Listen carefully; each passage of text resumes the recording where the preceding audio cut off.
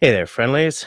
How's up? I hope that you can all hear me, and I hope that that got us over the ad roll. I would love it if at one point, let me just put this down. I would love it if at some point YouTube just starts the live stream after the ad roll so that we're not worrying about this kind of stuff. But hey, that's where we are. Welcome to the second of my relaunched irregular interview series. I'm really jazzed about having this thing going again. And I think tonight's guest is a great addition to the roster. Now, before we get on to tonight's guest, I will do the usual housekeeping. And it is as follows. If you're watching us time shifted to tomorrow or next week or next year or next month, thank you. I love knowing that your eyes are on the content. I love seeing the comments appear after the fact. It's fabulous. And I love seeing it. If at any point tonight you really love what's happening, please hit that smiley thumb. If at any point tonight you kind of hate what's going on, that's all right. The frowny thumb works as well. And if you would like to take a more active role in supporting the channel, as many people already have, I invite you to look at the, yes, I'm doing it right, the join button down below the video. There are 2 tiers. Hit the button. It'll tell you what the tiers offer. If you decide not to go for it, that's okay as well. I like the eyes. I like the comments. I love the thumbs ups. What I want to say about tonight is I will do an hour's worth of interview, and then at 10 o'clock, I will invite people to come on to ask a question of tonight's guest if they want to. And I guess that's about it. So, about tonight's guest is someone who I have wanted to have on ever since I decided to restart the interview series. And so I'm glad to have her as my second guest. She's like all over the socials. She's a photographer. She paddles, she bikes, she hikes, she camps. I mean, the whole package. And her name is Josie Dinsmore of Adventures with Josie fame and Josie Dinsmore photography. So say hi to everyone, Josie. Hi, everyone. So welcome to the channel. Thank And you. I'm pleased as punch to finally be speaking to you after so long of, you know, little comments under Yeah, Instagram yeah. messages and like little written textos. Yeah, it's cool to Um, be yeah. Without much further ado, I have a bunch of questions for you. What I want here. to Okay. start with is I don't see a lot of bushcraft specific content on any of your channels or anything, but there's a lot of outdoors. There's a lot of cycling, a lot of some paddling, a lot of camping, a lot of hiking actually as well. Um, you've always been into the outdoors, even as a kid, right? Yeah, yeah. My family, like my parents, they were really into the outdoors, camping and all the stuff. And that's what we did. We went camping, from spring to fall, and even when we weren't camping, we'd go to local trails and hike. We'd bike everywhere. Yeah, just always. We weren't really a family that would. We didn't go to like tropical vacations, and we didn't like go to the movies every week or something like that. We would go outside and do things, even if you're just playing in the backyard. So it's just something that I've always done and continue to do. Yeah, I feel that if um, when my eldest daughter was young, someone once told me that if you can get her in love with the outdoors by the age of 5, you've saved her. Hmm. Yeah. And it seems that like when I had Kevin Callan on a few weeks ago, I don't know if you're reading his latest book, but it's the same thing. Starts young, hits the woods, and it sets you on a path. Yeah. Any scouts or cadets or anything in your past? I did Girl Guides for a number of years. Like I started in Sparks, did brownies, and then Yeah. I did guides. But it was very different where I did it. It was in Southern Ontario because I used to live in Southern Ontario, and the I forget what you call it, like the group, the area where I did it. They didn't do a lot of outside stuff like that. Okay. Um, we did a few little kind of field trip type things. We do crafts, but didn't really do any like outdoor skills. There was Okay. a Girl Guide camp we went to that I went to 2 years in a row, and it was just a very quick, like, two-night weekend, and basically it was in a field down in Southern Ontario. We didn't swim, there was no campfires, there was no trails. We basically went for a little walk around the field, Okay. did crafts 24/7, and then we had to do chores, and I didn't enjoy it. And everybody talks about these great Girl Guide camps they went to when they were camping and canoeing. I'm like, I don't know where you guys went, but the one I went to wasn't great. Yeah, when I was looking for, well, when I thought maybe Camille would be interested in something like that, I looked at Girl Guides and I looked at Scouts Canada, and it looks like the Scouts do a lot more of the outdoorsy stuff Yeah. than the Girl Guides. So I'm not surprised to hear that. Yeah, at Um, least the one I went to, there wasn't a lot of, like, that kinda stuff, which mhm, I probably would have enjoyed a lot more. right. Yeah. Yeah, definitely. It sounds like it. Um, just gonna take a note there. So to build on that, you say you did a lot of camping and stuff. Was it mostly like Ontario, or did you go a little further abroad? Majority, was Ontario, Hmm. but, we actually did 3 different trips across Canada when I was younger. Oh, nice. We did, it was kinda camping. The one trip we did was in a like, a motorhome, so we Yeah. camped, but with the motorhome, and we went all the way out to Alaska and back, one summer. Holy, It was 4 weeks, so we did 2 weeks out, 2 weeks back. I like it. Then we did a 2 or 3-week trip out east, the next year, and then a few years later, we did another trip out east and back. So Nice. yeah, I've been to every province except for Newfoundland, and just the 2 territories I haven't been to. I have been to the Yukon, so You have been to Yukon. Okay. yeah. Oh, that sounds So cool. That's a great. Were you like young, or were you getting older by this point? um, the Alaska trip, I think it was about 8, and then the first out east was maybe about 9 or 10, and then the other out east, I think it was about 12, 13. Yeah, you see, at So that point, you're old enough to really start getting what's happening. yeah, Whereas, like, if you were like 5, I remember when I was younger, and my sister was like 3 years younger than me. So, some of the stuff we did, she doesn't remember, yeah, that's and the I same. think, I have a brother, he's 4 years younger, and actually his name is Jess. okay, And, yeah, there's some stuff that he doesn't quite remember as well as I do, but even yeah, even going at 8, there's a lot of stuff that I don't, quite remember. I need to yeah, go on a long trip again. yeah, that's true. Um, and there's something I want to. I'm trying something here that I haven't done before, so let's just hope it works. Okay. Okay. I am looking for. You want to tell me about Oh, this? Because I find it really interesting, your choice of bike. That looks to me like a touring bike, right? It's got the brazons for the panniers on the front and everything. So that looks like a bike meant to go far. But most of the people I know who are really into the outdoors, they're all using mountain bikes.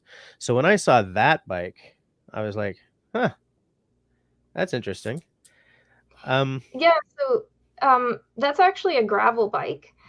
Um, yeah, I knew nothing about, gravel bikes until just a couple years ago. I had a uh, very cheap, mountain bike from, yeah, Sport Chek, and, I was kinda playing around with that, because it was about I guess about 4 years ago. Like, I've always been into biking, always, rode okay, bikes forever, but a few years ago is when we started getting into the more, longer distance rides.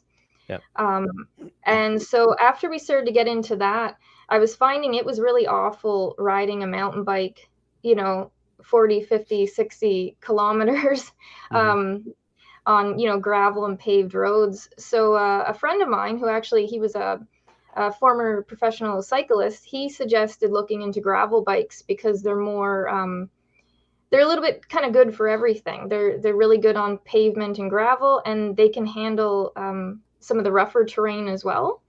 So I bought that bike last year and been having fun with it. It's a lot faster than my other bike and a lot a lot quicker, like easier on the legs too. Yeah. So, and yeah, it has all the this particular model, it has all like the little spots where you can attach bags and whatever you want to bring with you. Yeah, it's clearly a bike meant to just go like Yeah, yeah, a long, long way. And yeah. so in a lot of your pics on Instagram, you've got those panniers good and full and everything. Can you Mhm. can you like pack up a tent and stuff and go camping on that, or do you still have to car camp if you're gonna bring a tent along? No, we actually did 2 trips this summer, that were full-on bike camping trips.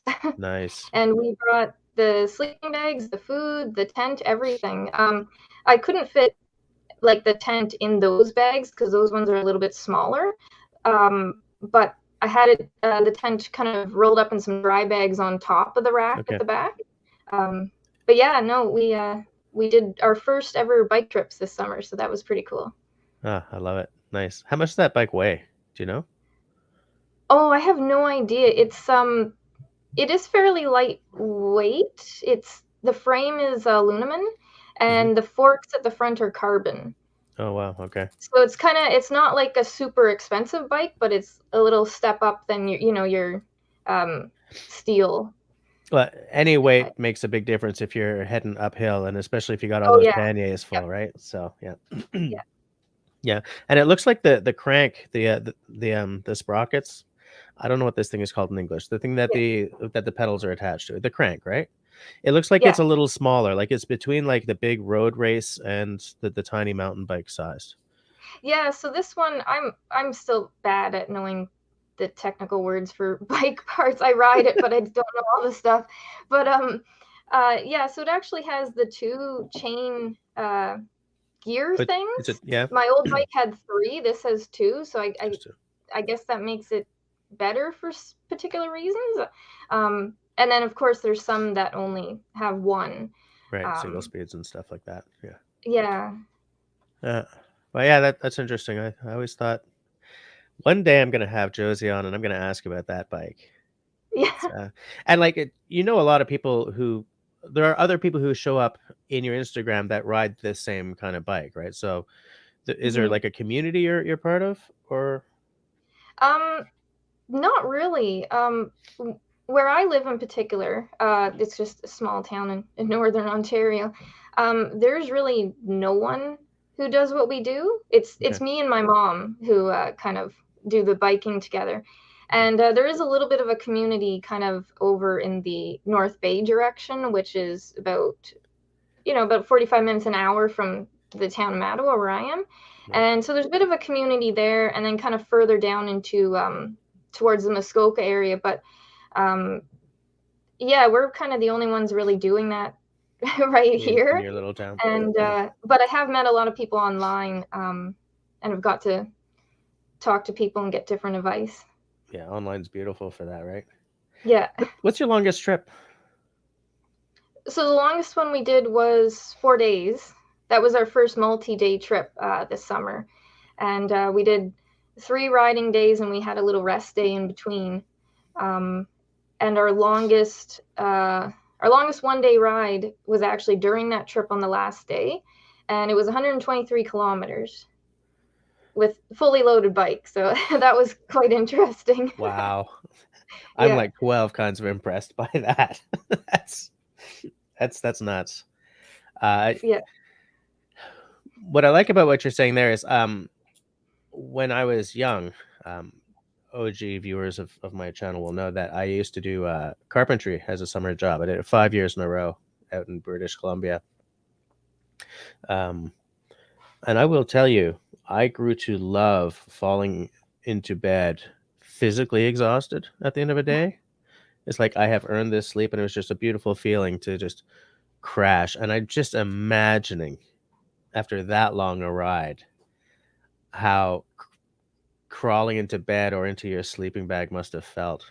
But actually, surprisingly, we weren't that like tired after.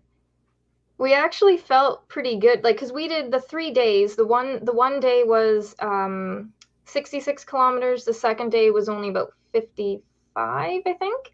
Okay. And then we had the rest day, and then the last day was 123. And it's surprising like how still like we were ready to keep going Really? by the end of the day. Wow. I think we usually have that though. Usually like me and my mom, we'll go out and we'll do some long ride, and we'll be almost home, and we'll look at my because I have a fitness app that I keep track of our kilometers, and I'll be like, oh well, you know what, we're at like uh 65 kilometers. If we do 5 more, we'll be at 70. Do you want to keep going? Okay, yeah, we'll Okay. do a few more laps. And that's the way we are. I don't know why. Right. But yeah, no, we actually felt okay. I think it's maybe it's the adrenaline or just the, you're Uh, all wound up. You're like, "Oh, let's keep going." But yeah, yeah. it's surprisingly. Hmm. I'm just noticing that there's a question in the side chat, and something that I would like to mention. We're going to do questions two ways tonight. If you do have a Mhm. question before 10 o'clock, folks, um, put question in large letters and then ask your question. And after 10 o'clock, you can either do that, or if you're kind of brave or whatever, you can come on screen. Okay. The question is from Ride, Paddle, Repeat. Question: what is your meal plan like for a bike packing trip? How do you stay hydrated and fueled up? Um, it's actually like that was the first time that the two little trips we did this summer was the first time we ever had to kind of plan meals like that. And I would say it's probably very similar to if you are backpacking or canoe camping. It's a lot of food that doesn't need to be refrigerated, dry stuff that you just have to boil water. Um, we actually on the 4 day trip, um, the place that we stayed the first night, we actually stayed at a yurt. We didn't camp out, and it was at a farm, and we actually arranged to buy food there. So we actually bought some meat and some vegetables. But we had pasta that was kind of like pre-cooked in bags that we found in the grocery store. So the second night, we basically just had to heat it up in water. We had like the microwave kind of rice that we heated up in water, mashed potatoes, you add water.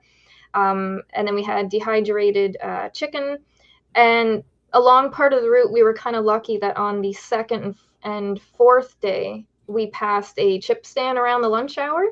So we were able to stop and get like fries and hamburgers and stuff. And then a lot of it too is you kind of have to look at your route ahead of time and see what stores, like what grocery stores, what general stores, what are we passing along the way where we can pick up snacks or drinks. Because particularly where we went, there was like nowhere to fill up with water. You had to like go in a store and like buy a bottle of water if you had needed it.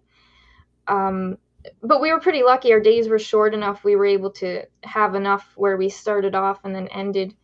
But yeah, so I would say it's very similar if you're into backpacking or canoe tripping. A lot of that kind of stuff. Unless you're going to be near a lot of restaurants and things like that, then you can kind of just get some takeout. Yeah, because I assume that weight is a concern, space is a concern. Yeah. Little single burner stoves and stuff like that if you're going out into the wild. Yeah, um, we had a little camp stove and then a little thing of fuel, but we tried to do as much as we could to not burn through the fuel too quick. right. So we picked meals that, you just boiled something quick or just warmed it up, and then we were able to make the fuel last the whole trip and even longer. Yeah, right. Yeah. You do like the camelback thing when you're going on a long trip, or do you stick with bottles? I personally just like water bottles. Hmm. Just stick them in the water bottle holders. I have one of these, like if you've seen on the front of my bike there was a couple different bags. Yeah. Um, there's little feed bags that go right beside the little, kind of in between the handlebars and the little post. Yeah. And I use one of those like a little water bottle holder, and I'll kind of Okay. just stick it in there, like a cup holder, I guess. And Yeah, yeah. Pick it up and yeah, yeah. yeah. Excuse me. Um, Speaking of vehicles, you you didn't buy a canoe, you won a canoe. You want Yeah, to tell us yeah. about that? Um, so I entered quite a few Instagram contests. Like I kind of got into that when COVID started, and you're kind of on the internet doing nothing all day. Hmm. And one contest came up, and it was actually for a canoe, really, really cool. It was actually Muskoka Brewery that was hosting it. Right. And I think I tagged just about like every single person I knew, people I didn't know. It was one of those ones, you have to tag all the people to get Yep. entries. And yeah, and then I found out after that I won it. And so that was pretty cool. That's Um, crazy. yeah. The Uh, the only downside with the canoe in particular is it's a very heavy canoe. Okay. Um, it's like 87 pounds. All right. So unfortunately, I'm probably not going to keep it very long because it's just a little bit too heavy for what I want to do with it. Because I'm not really able to uh, carry it or Yeah. maneuver it on my own. Right. So How long is it? Like, that one is 15 feet 8 inches, I think. wow, and it's 87 pounds. Yeah, Huh. Okay. It still looks new in that picture. Was that like your first yeah, time out with it? yeah. That was that picture right there was the first time out in it, and yeah, I actually went out and did a little solo paddle, and it was pretty good. I'm not an expert when it comes to paddling yet, so I was doing Right. a little bit of back and forth across the lake. Yeah, I get But it. Practicing your J stroke. yeah, Yeah. yeah. But no, it was really cool to win it, and I'm gonna keep using it for a while. But I definitely would like to get something lighter weight that I can kind of handle on my own. Oh yeah, especially Um, if you're going to be like doing like a canoe camping multi-day trip, trying to yeah, portage that by yourself. and a lot of the waterways around here, like we're just up the street from the Mattawa River. Right. There's quite a few little portages, and so Yeah. you don't want to be lugging something like that along a rocky portage too far. So, Right. um, Still a very cool thing to win. yeah, it was cool. I was in Walmart when I found out I won it. I had a beep on my phone, little notification. I was just gonna ignore it and check it, when I was done Yeah. shopping. And then for some reason, I got this like uh, feeling. I was like, you know what? I should probably take a look at that. That might be them telling me I won the canoe. I'm not even joking. This is what I thought. That's I'm amazing. like, maybe I won the canoe. So I go open, go on my phone there, take a look, and sure enough, it was a message from them saying you won the canoe. That's And so amazing. yeah, I'm in the middle of Walmart, kind of freaking out a little bit. Um, yeah, it was pretty funny. And is that your first canoe? Yeah, yeah, Yeah. yeah, yeah. Amazing. Kind of. Canoeing is something that, unlike biking, I hadn't really done much in my life. Just the odd time over the years, if we were somewhere, maybe family Yeah. at their cottage, and they had a canoe, and we'd go out. And then a few years back, I wanted to kind of try it, so we rented one at our local Ontario park and went out and kind of really enjoyed it. So since then, we've been going out at least a few times or more a year, and Huh. it's really nice. So Yeah. yeah, Yeah. You can't beat it as far as I'm concerned. yeah, I've done a lot more kayaking than canoeing, but hmm they're not the same thing. You no, know, no, not at all. There's a magic to the canoe that man, I can't get yeah, over. yeah. I Yeah. agree. I've tried kayaking just a few times, but I think there's something about the canoe that I still um, kind of like better. Yeah, I always say that the canoe is to Canada what the covered wagon was to the United States. Yeah. That's like that's how we did it. And hmm so when I'm sitting in a canoe, I always feel like a little like there's a Canadiana moment happening. Yeah. Yeah, Especially like up here in particular, because like the Mattawa River, where we've done a bit of paddling, like that was one of the main highways, you could say, yeah, before there even was highways. Like that was one of the first routes that the voyageurs and yeah, explorers and everybody um, took to start to get into Canada. So it always feels cool when you're paddling out there and you think that, for 400 or plus yeah, years, there's been the voyageurs and explorers, and then thousands of years before that. the indigenous people have been Yeah. paddling the same route and the same portages. So it's very cool along there. Yeah. Yeah, absolutely. Yeah, I get exactly what you're saying. Hmm. Um, and you always have a camera with you, I guess. Yeah, if I don't have my DSLR camera, I've got my phone definitely with that camera. So Yeah. there's always or GoPro. There's always something. Do you want to tell me a bit about how you ended up with photography and like how early maybe um, what your focus is? I mean, I know what one of your focuses is, but that's because I only really know the outdoors side of you. Yeah. You know. Yeah, so the photography, and it's one of those things where I'm not really sure exactly why I like it so much, like exactly why I got into it, but it's just kind of I've been doing it forever now. I've probably have had a camera since I was six or probably 7 or 8 years old. It was just one of those things that like um, my parents, you know, got for me and my brother when we were young. They got us cameras, and I'd take them out because it kind of actually the camera and doing the outdoor activities have kind of just blended together over the years for me because I go out and do my regular, hiking or camping and things like that. And then I would bring whatever camera I had with me at the time on those little trips or when we were traveling across Canada. And I guess I just really liked it. I'm one of those people that really document things, whether it's writing or collecting little brochures or taking pictures.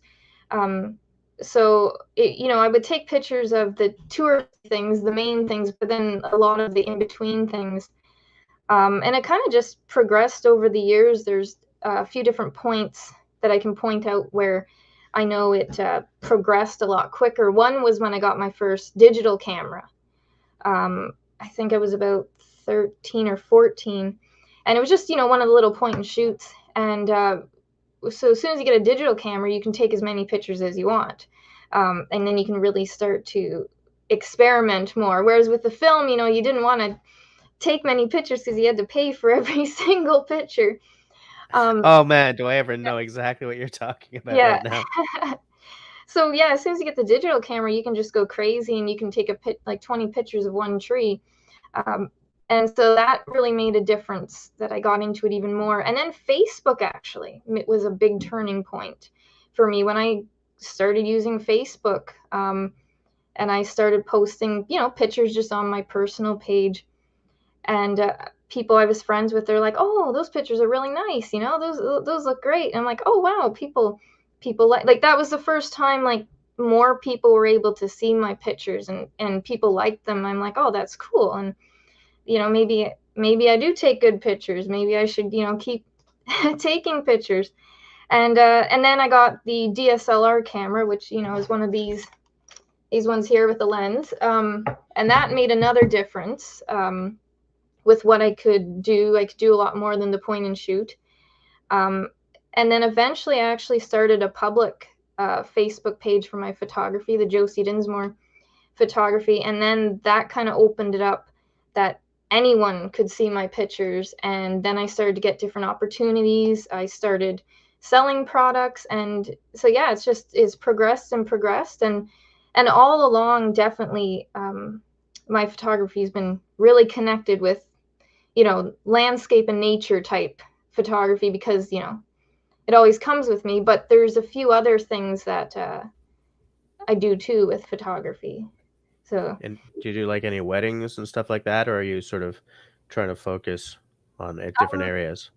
I haven't gone into like people like wedding or family pictures too much yet, just because I do really enjoy the nature photography more. So I'm trying to stick more with that if I can. But that's something I am considering to get more into.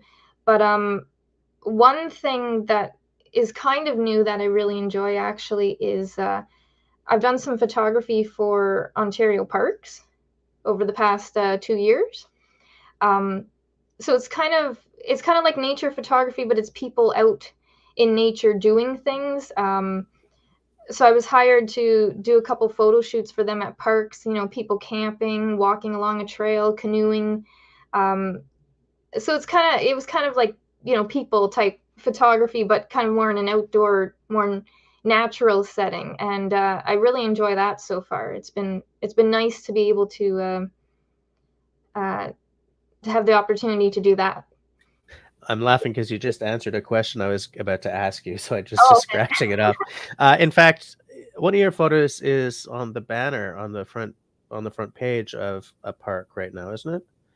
Yeah, one of the photos that they purchased for me earlier this year, what's really funny, I went to go look for campsites. I was going to possibly reserve one. So I went to go on Ontario Park's website, open up the website to their main page, and they have the banner picture across, and they had switched it to a fall picture because it's fall now.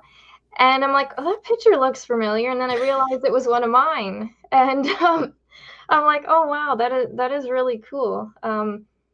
But yeah, it was really cool for me because I remember years ago, um, when I was a little kid, I would pick up like the park brochures and the guidebooks, and I would look through them, and I liked all the pictures, and sometimes I'd cut them out and hang them up in my room or something. And then it started to get to a point later on where I was like, you know, I could possibly have my pictures in one of these one day, or on the social media or something. And then now it's got to the point where I opened up the website and there's one of my pictures. So that's really cool for me how if you kind of think of that over the years. Yeah, And yeah, yeah, I like that. yep. And now all this is sort of culminating in for a couple of years now, you've sold wall calendars. And in Hmm. fact, to those of you who are watching, I put links below for anyone who might want one. You could just Yep. contact Josie at pretty much anything that I put. Yeah. I'm pretty sure I put all your socials down below. Yeah. Um, so, and it's two calendars every year? Yeah, I have two that I do that I sell myself, and then I actually do a third one that I make for Samuel de Champlain Provincial Park, and they Hmm. sell in their park store. So I actually do three a year. Wow. Um, but the two that I have that I do every year is one is it's called Mattawa Voyager Country, and it's basically pictures in and around the Mattawa area, so where I live. So where is it here? That's that one right there. Yeah. And yeah, so if you know Mattawa, if you live here or you have lived here, that's the calendar for you because there's still mostly nature pictures or landscapes, but there's a few kind of well-known spots in Mattawa, like some bridges and buildings. And then the other one I do, which this is the one I really like, is the Yeah. rock and trees. And that one is landscape and nature photos from across Ontario. It's mostly pictures I've taken in Ontario parks. And so you kind of got, I don't know if you can see the back there. There's a bunch of Yeah. different sunsets and landscapes and some canoes and things like that. Actually, the picture that is on the website right now, I don't know if you can see that. The park website is that one right there. That one there. Yeah. Um, but yeah, so I've been doing those.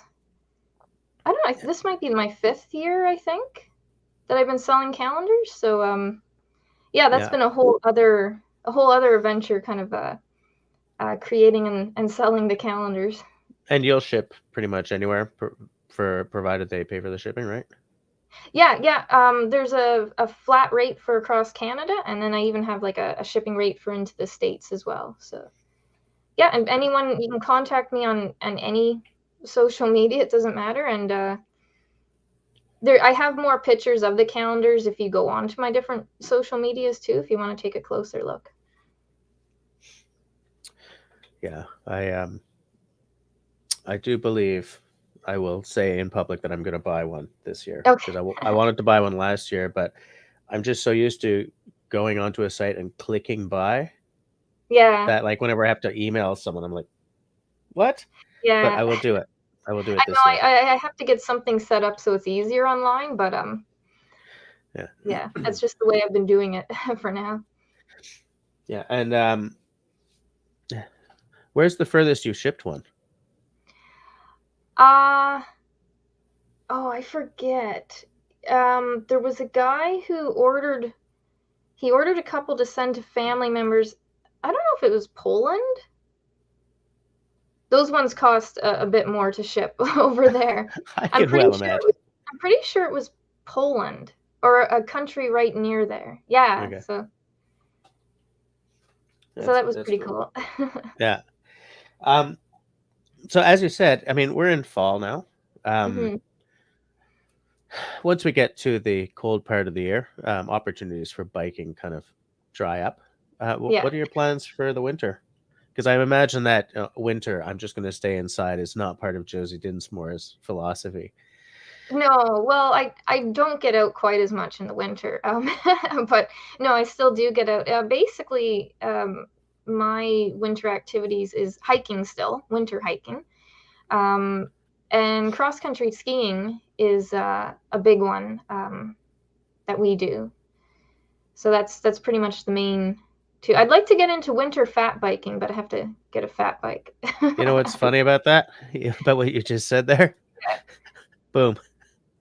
Uh, for the Yeah, I record, I've been know. interested in fat bikes as well.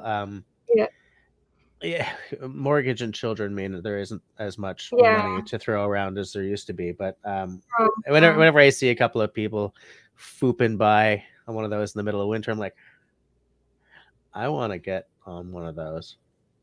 yeah. You Yeah, know? it'd be really cool to be able to bike year round. Yeah, Yeah.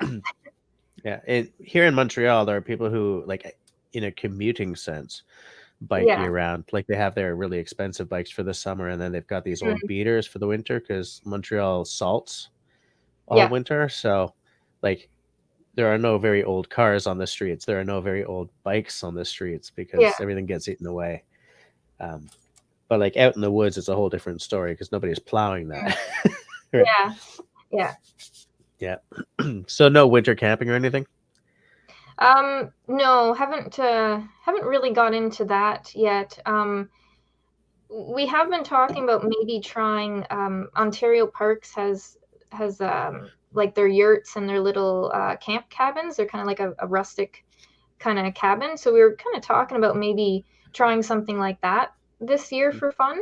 Um, but no, pretty much, towards the end of fall, that's pretty much it for our camping Right. season for the year. Great. I am dying to try winter camping, but Yeah. it's such a heavy price to, the Hmm. startup price on it is so high that I'm like, might try that next year. Yeah. you know, because I haven't found a place that'll rent me a winter tent and a stove and all that stuff. But Yeah, I I think want to well, there's try. a few places I think in Ontario, but yeah, it's just there's not that many, and it's expensive, and Yeah, then you want to make sure that you're properly prepared, or you're gonna freeze to death and not yeah, enjoy. yeah. Yeah, My little you know, my sleeping bag that's good down to -10 might not be great in yeah, January in like northern Quebec or something. Um, you spend a lot of time at Samuel de Champlain Park. yeah. Is that because it's like the nearest one, or is there a magic to that one for you? um, it's a combination of both actually. So long, like I didn't grow up in Northern Ontario. I grew up in Southern Ontario, kind of in the kind of the lower Georgian Bay-ish areas, Yep. Yep. not far from Collingwood, Blue Mountain. Hmm. Um, and every summer we'd go camping up north, and one of the places that we camped at a lot was Samuel de Champlain. And part of the reason was because my mom actually lived in the Mattawa area for a few years when she was a kid. Okay. Um, and some relatives of hers were still in the area. So we'd come up here, we'd camp, we'd visit our cousins. But there was just always something about this place that I liked, like the park. And like I've been camping and visiting that park since I was like less than a year old. Hmm. Um, and there's a lot of memories there. It's it's a really nice place. Like, I highly recommend everybody go there. Like, you can canoe, there's tons and tons of hiking trails, you can bike around, the history. Um, yeah, so it's always been kind of a special place for me. And then when we actually moved up to the area, we're like less than a 15-minute drive now, from the Okay, park, or a couple-hour bike ride if you want to bike there, which we have many times. I'm sure. Um, and and so because of that, we kind of stopped camping there really so much, but we go there all the time for day use. Okay. And so after that, we were really had more of a chance to explore the park even more, living so Right. close, and then to go there year round. And so now I've pretty much been to almost every corner of that park that you actually can go to, and I've seen everything. And yeah, I never get sick of it. Always trying to find something new to do there and to Yeah, see. And yeah, it's one of those things I can't exactly explain it. It's just it's a special place for me. it's a special place. And I guess Ontario parks do the same thing as the sit back here. You can buy like um, a year, an annual pass to the Mhm. parks, or you can buy a camping, like a couple of nights of camping, or you can buy a day pass, I guess. Yeah. Yeah, yeah, we've been doing that for probably well over 20 years, buying the Ontario Park Summer Pass. And with one of those, you can go into any Ontario park throughout, the time period that they allow. Yeah. Um, and we always definitely get our money's worth out of it, because I think you only have to use it maybe about 7 or 8 times to pay for it, and Yeah. we're probably using it 30 or 40 or more times in a season. Oh, Um, nice. so yeah, if you live near an Ontario park, like, it's definitely worth it to pick one up, and then you can just go almost anytime you want. It's definitely a Yeah. cool thing to have. Or if you're traveling through an area and you're passing by a park and you want to, drive in for like half an hour and check it out, then all you have to do is just show your pass and you're good to go. So Just give me 1 second here. I'm gonna sneeze.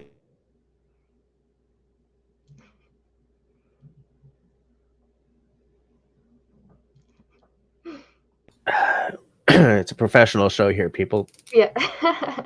Um, a lot of the people watching know that there's something I'm allergic to in my basement. Oh, I'll be fine all day, and I'll come and sit down here and just be yeah. anyway. Yeah, that's cool, and it's very similar to the way things are done here. For the Mhm. annual pass, you can choose either a pass to a specific park or a Oh, pass to all the parks, and the okay. difference between the two makes it a no-brainer to get the one for all the parks. Yeah, yeah. You know, it's Yeah, we usually get the summer pass, but I think next year I'm just going to buy the annual, which is the full year, because then if, we want to check out some parks in the winter, then you can, and you don't have to, pay a separate price for them. You just show the card again. So, and it's not a whole lot more money either for the annual one, so it kind of makes more sense in the end. and the way the woods sound in the winter Yeah. is totally different, and it's Yeah. just magical.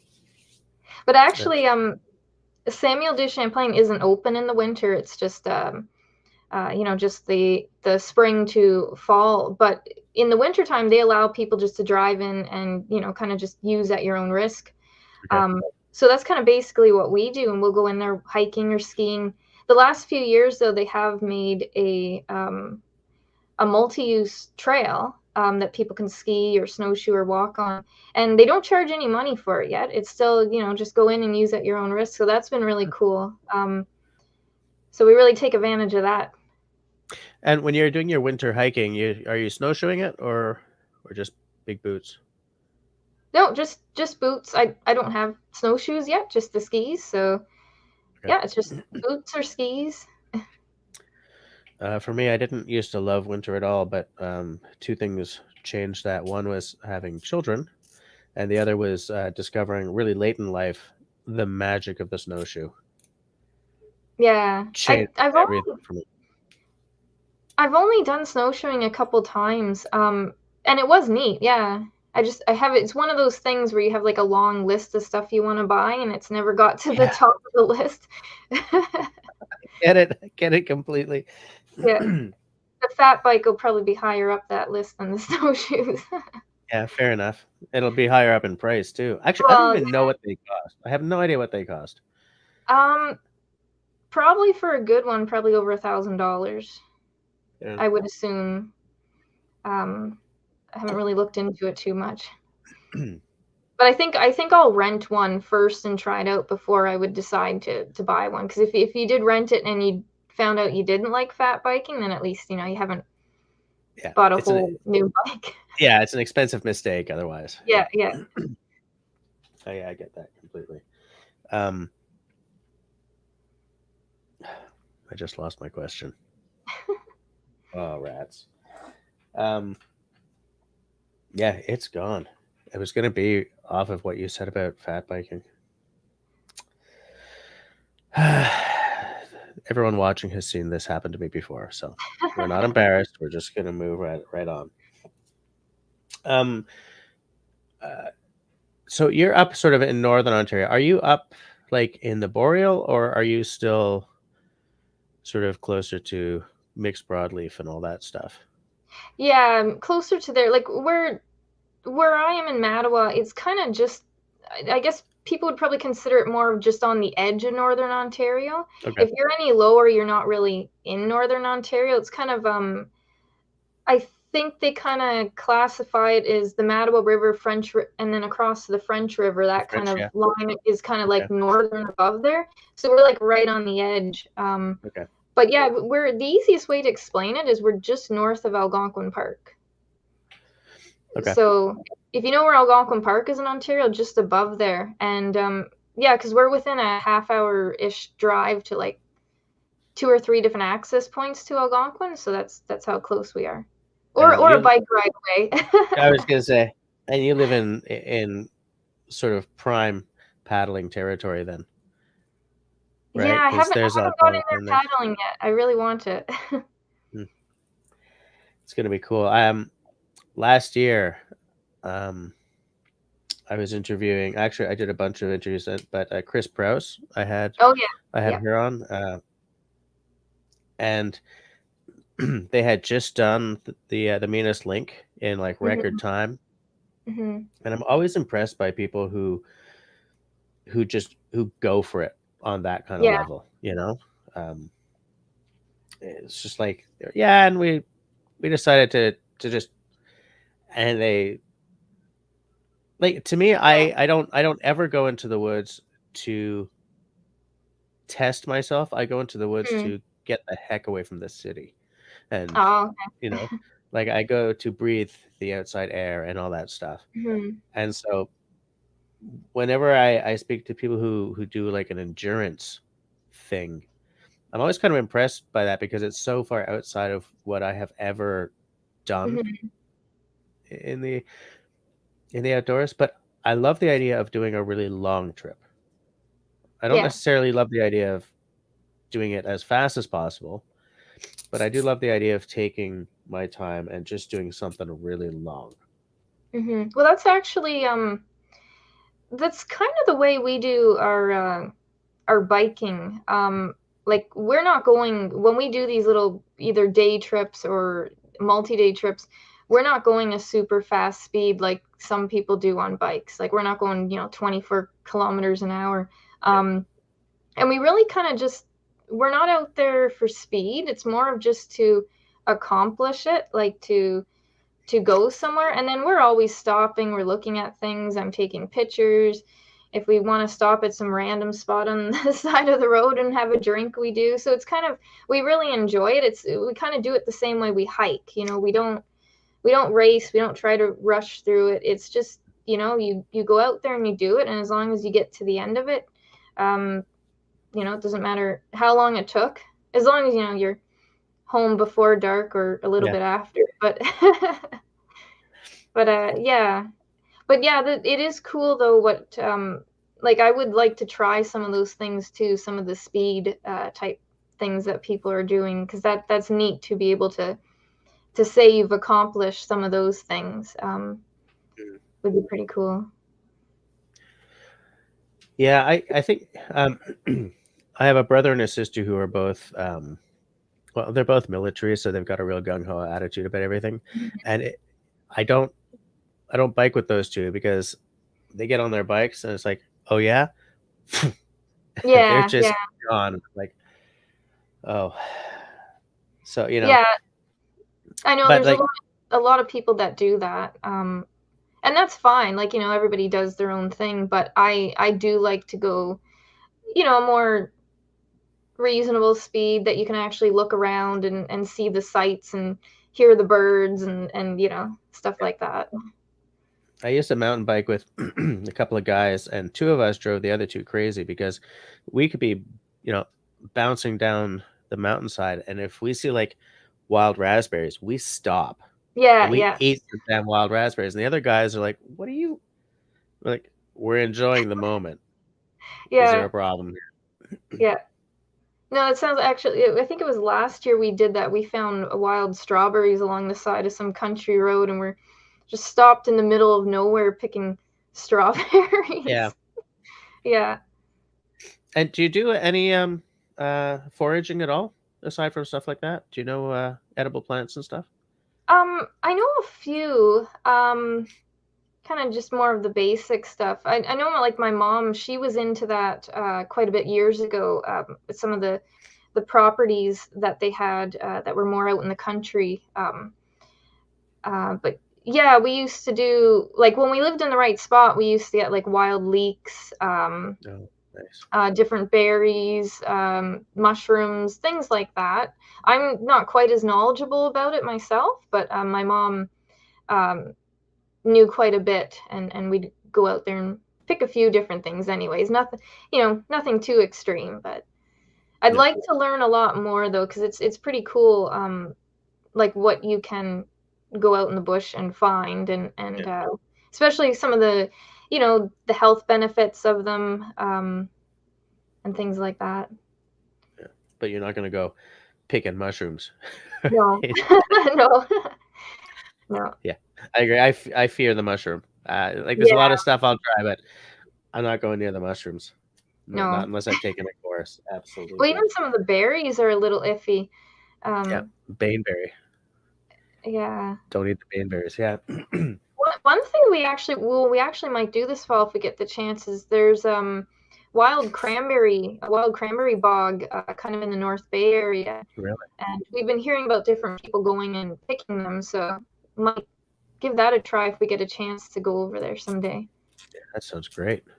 That It's sounds not like it's amazing. not owned by anyone. You don't pay anything. It's just like public land, and you can just go in there and pick some. So we might that'd be cool to go check out. Oh, and that reminds me. Do you do any crown land camping at all? Sorry? Do you do any crown land camping at all? Any public land camping, or do you stick to the parks? Um, for camping so far, we've always stick to parks, or family members' properties over the Mm, years. But we do go out on Crown land from time to time. Um, where I'm currently living right now is an apartment, so you don't really have like an outdoor backyard space.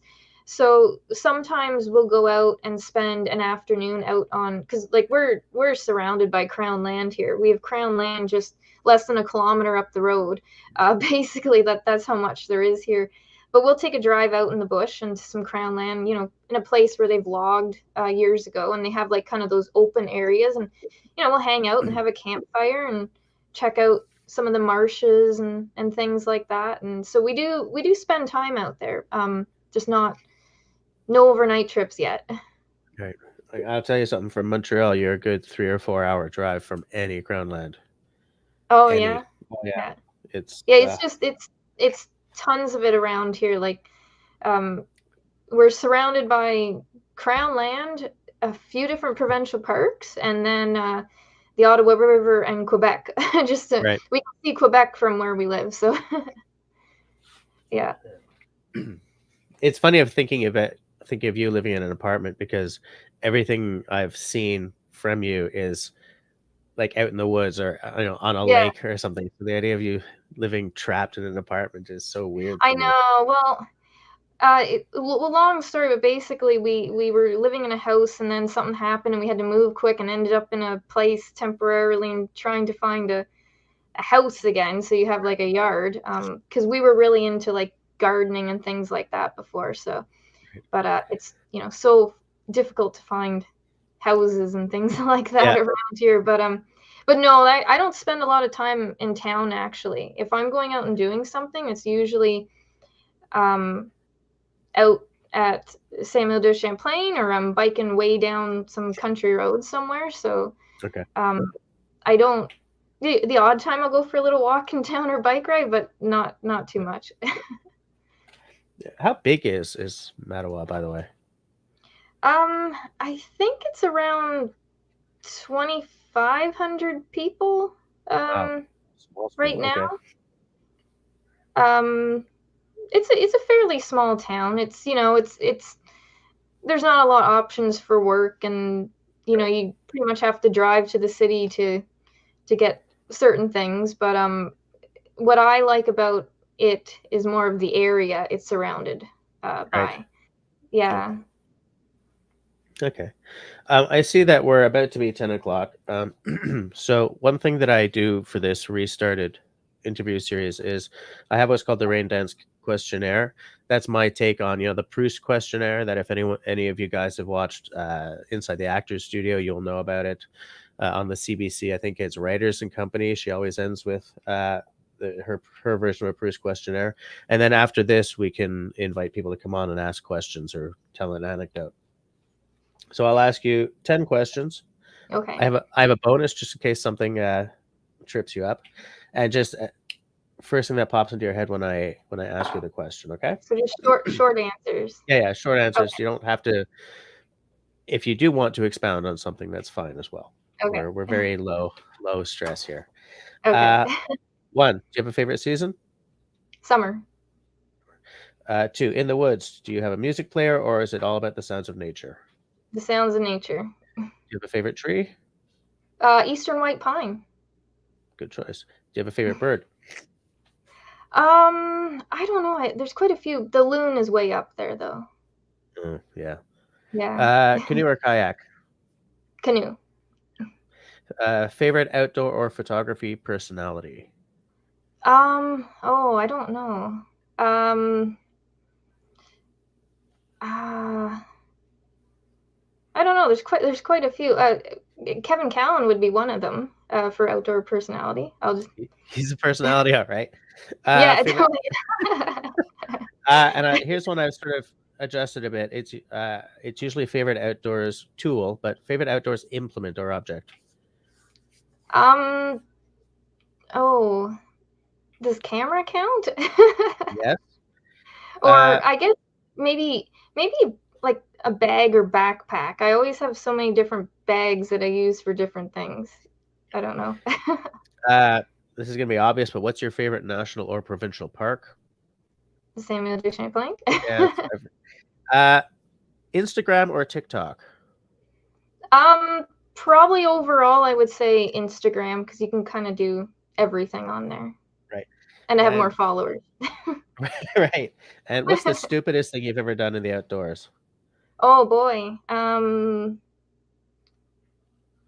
Like, okay, do you want to hear a story? Sure. Here's the long answer. Okay. Um, I don't know if this is the stupidest thing, but it's definitely up there. Years ago, when we lived in Southern Ontario, we were biking along a multi-use trail that was in the area where we lived, the Georgian Trail. And I was one of those kids that got terrified of wild animals. I'm still a little scared of some animals.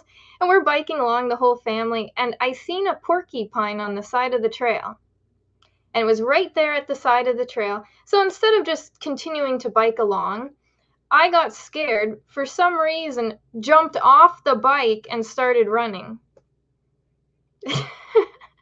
I might have been like 8 or 9 or something, but yeah. I got off the bike and started running. Because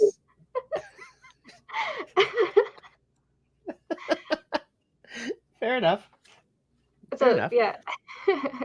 So, shall we open it up to see if anyone comes on to ask a question? Yeah. I am posting the link in the side chat. If anyone does decide that they want to hop on, come on over, and I will let you in. Um,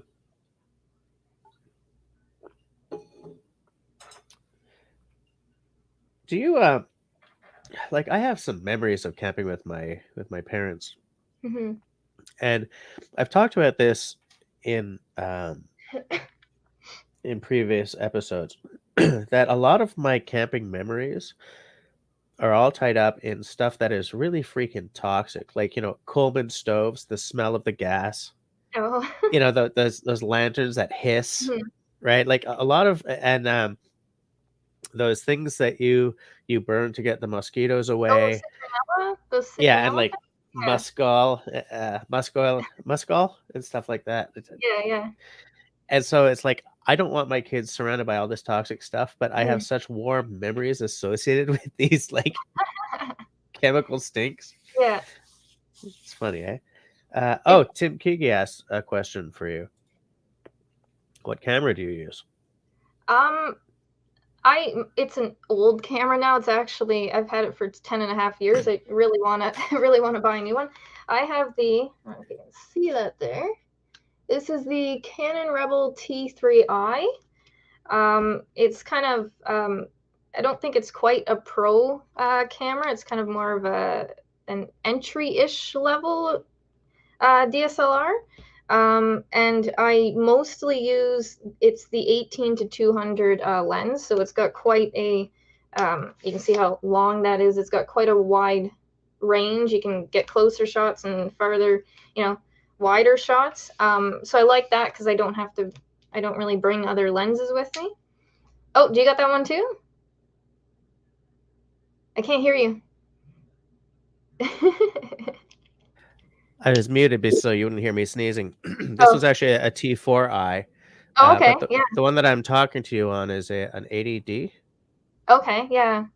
um, which is a really good camera. Like the Mhm. autofocus on that when you're shooting video is really nice.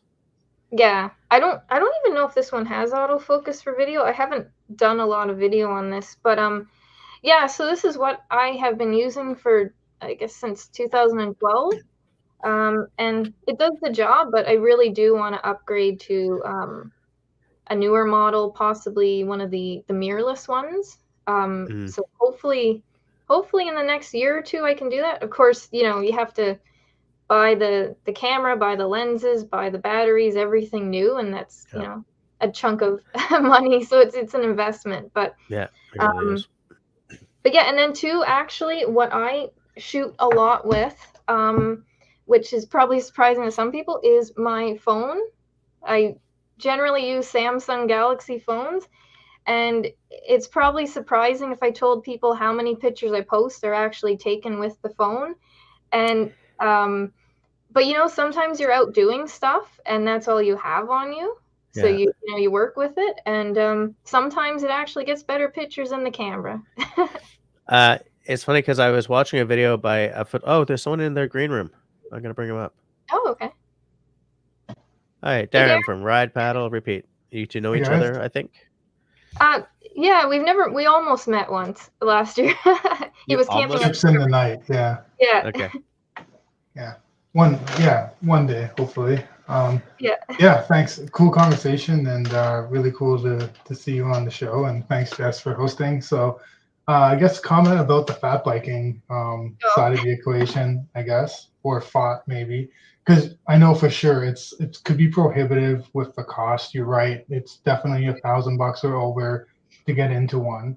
And yeah, even finding a place to rent a fat bike might be challenging. So just throwing an idea out for anybody, and same with you, Jess, because you have a lot of parks and area. And I think Quebec actually does this a little better. I could be wrong, but based on my experience from people in the community for cycling, is to try and find a local demo day. Or I'm wondering even potentially at Samuel de Champlain, if it would be possible to try and arrange something with them or a local bike shop to host a demo day, because Algonquin did one at the last Winter in the Wild when they were having it without COVID. I think it was like 2019, and they had Specialized there. And I know you have a Specialized bike, and maybe there's a rep or somebody at your local bike store or whatever who can maybe help put that together. But it'd be really cool, and then that'd be a great way to, try fat biking for yourself and also anybody else, and they can explain more about the different models and stuff like that. It's good marketing for them, and you're such a good like marketer, Josie. Honestly, your photography and stuff, like you could probably work out a deal or something and just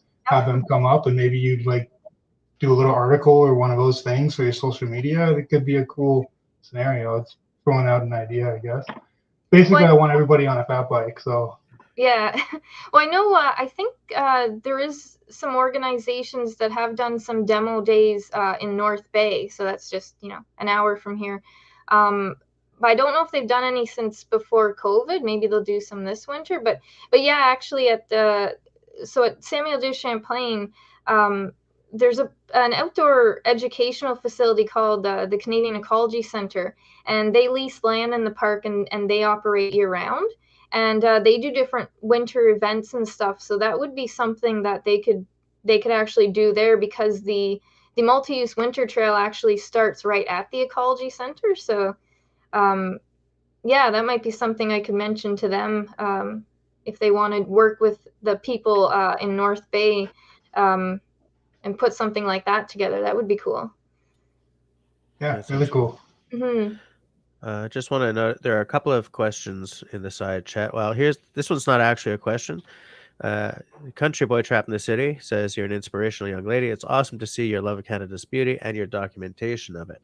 Oh, well, thank you. And I'd like to echo the documentation aspect, because there are two ways of taking photos, right?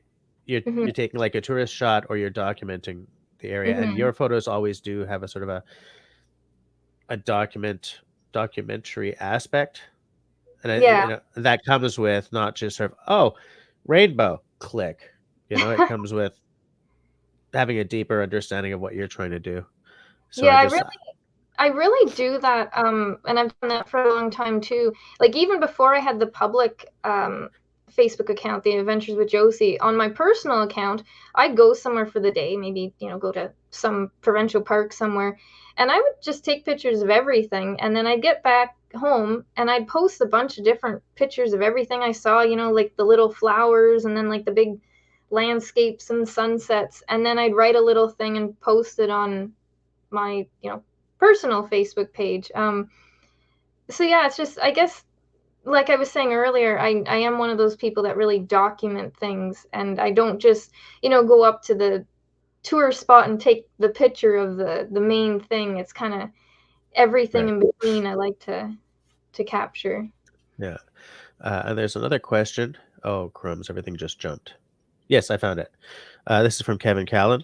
Oh. Hi, Josie. Great seeing you on the show. Question: what's your best wilderness moment? That's like flip the coin on the one where I asked you what the stupidest thing you've ever done. What's your best wilderness moment? Well, hi, Kevin. Best wilderness moment. Oh, there's a lot. I would like to say I think he should have come on screen to ask that question. Yeah, he should have. What's up, Kevin? I just shared I'm going to put it again just in case somebody does want to come on. Oh, there's so many. Like,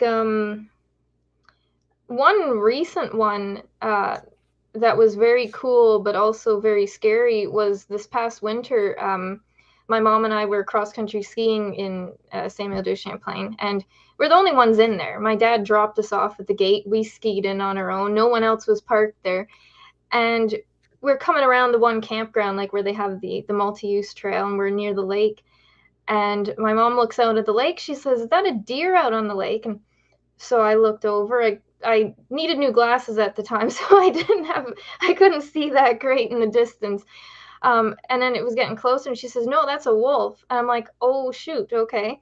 And it was coming right across the lake towards us. And we've had a few wolf encounters in the park before. So it wasn't 100% a new thing, but still, And so we didn't know what to do. We thought, we'll keep an eye on it. We'll keep moving. And the wind was coming our direction, though. So we had, it wouldn't have, I guess, smelt us that way. And it was coming along, and it obviously had no idea we were there. And then we were starting to think, well, should we prepare just in case? Because you don't know with a wild animal what they're going to do. And I don't think you should just, kind of like think nothing can happen. You should be prepared. So we thought, well, we'll take our skis off, because if something happens, we're going to be able to move without the skis a lot better than in the skis. So we're taking off our skis. Of course, one of my skis gets stuck. And then I started to panic a little, and I'm like, oh, it's not coming off. And anyways, then all of a sudden there was the wolf standing out right at the shoreline of the lake, like kind of off. And it was only, oh, I don't know how far away, maybe like 50, 40 feet away. Like it wasn't very far, and it was out on the edge. And I looked up and it was looking straight at me. And I'm like, okay. And for like a second or two, I'm like, I didn't know what to think. I'm like, what do you do? And then all of a sudden it turned around and started taking off. So obviously it's seen us, and it was a good healthy wolf that was scared of people.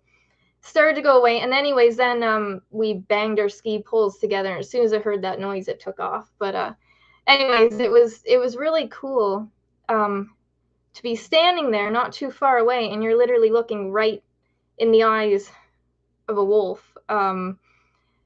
Yeah, and then actually when we skied back out of the park, we found wolf tracks on our ski tracks from coming in.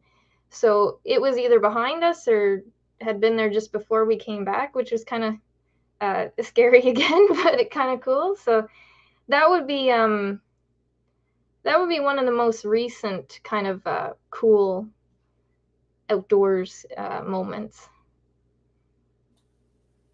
I wonder how many people have a moment like that to share as well. Well, that's not even the first time. No, eh? Yeah. But, I don't think I've ever had like a close encounter in that way with a wolf. I've heard them like very close to camp, you know, but I've never had that kind of. I once had a deer, like, because I wasn't moving, just sort of was walking right towards me until, like, I'm like, you are walking into me, kind of thing. She was like, yeah, it's hard to judge distance, but like way closer than I would have ever thought one of these things would get. And I just sort of went, you know, when they do that tuck thing and just took off. It was like, because I was like, I saw this thing coming and I just froze. I wasn't afraid of it. I was just, I guess, in gosh wow at the majesty or something. Yeah. And expecting it to stop. I just kept, and I was like, this is surrealistic. Yeah. No, it's not. This is surreal. You know, it just kept coming in. I guess because I was frozen. I don't know. Do they just see movement or something? I don't know. I have no idea how it works, but it's weird what animals do sometimes. Like you're not sure sometimes why they do certain things. Yeah. But, yeah. Yeah. Shawnee is asking if anyone knows what we're supposed to do if a wolf is coming towards us. I would just sort of stand up and cheer, do anything to make like as much noise as possible, and hope to heck it would scare that thing off. Yeah, well, that's like I said. Well, like, you know, we should be prepared because we don't know. It might just keep walking by us and not see us. And then you never know because there are the odd story of wolves attacking people, and that's why we thought, well, we want to make sure we're able to move quicker, and that's why we thought, let's take off our skis. And then we had the poles as like weapons, but yeah, so we prepared for, like, we didn't know what, but we're like, we better do something. We didn't have bear spray or anything like that on us, but I don't know if that would be something that would probably work on a wolf. Yeah, I don't know. Darren, it's nice to hear the I was just gonna comment, it's cool to hear like you're exercising what I would deem as like pretty good restraint, because my first reaction, admittedly, of course, to be prepared, but I'd be the one whipping out the phone too, being like, oh my goodness, I need to get a picture or something, right? Oh, actually, I did get a video of it. I did get a video of it. Okay, yeah, that's cool. Yeah, once I was calmed down, I got the phone out and got a quick video of it running off. So fair enough. My mom's the calm one. I'm the one that will panic. Right, I got it. Hi, Kevin. Hey, Josie, how you doing? Good. All how is well are you? over here. I just started watching about 15 minutes ago because I was working tonight. So it's like, oh, she's on. I forgot. Yeah. Oh my God. Yeah. So hope I didn't miss much. And I just got a question for you. And yeah, I was going to just type it, and Jess would tease me if I didn't ask you in person. So, sure. Are there moments like you do so much social media, especially Instagram, and the photos are amazing, and I just like, oh God, I get all excited when I see your stuff.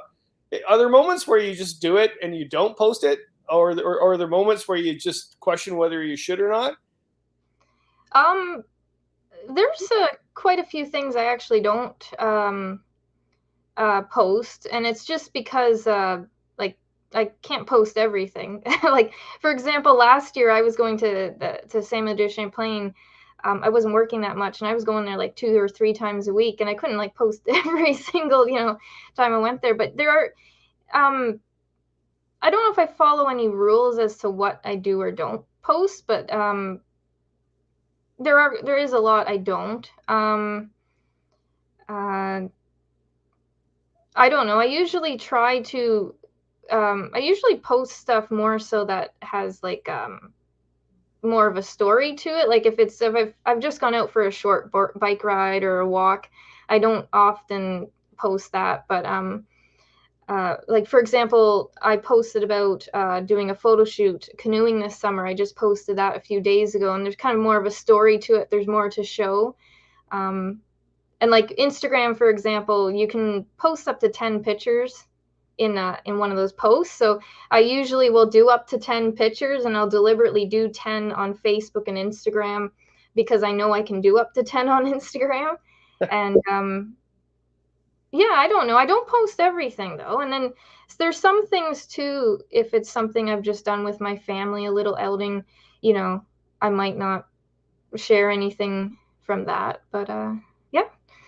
It's interesting because I go through moments like that where I remember seeing a loon coming underneath a bunch of baby mergansers and being aggressive towards their territory, just like went nuts on them.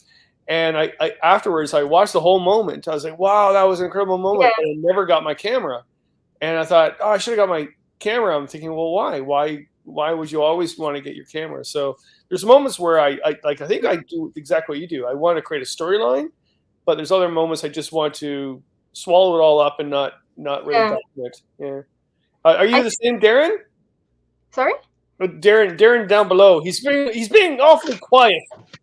Sorry, I was on mute there. Yeah, thanks, Kevin. Actually, one of the cool things that happened this summer for the first time is my wife and I, she told me to purposely leave the cameras at home. I mean, we bring our phones mostly for the maps. We do use a compass too, don't worry. But, it's convenient to have like your map on there. And we didn't document any of the trip outside of just with the phone. We didn't like use a GoPro or bring our other equipment. And honestly, it was amazing because we did get to just focus so much more on the moment. And that was a huge takeaway for me. I mean, maybe it seems obvious, but it kind of just opened my eyes a lot more. So now on a lot of our trips, we'll purposely just not do any of that. And we find we're just more in connection with obviously the landscape, but with each other too, just better communication because we're not trying to set up a shot or do anything like that.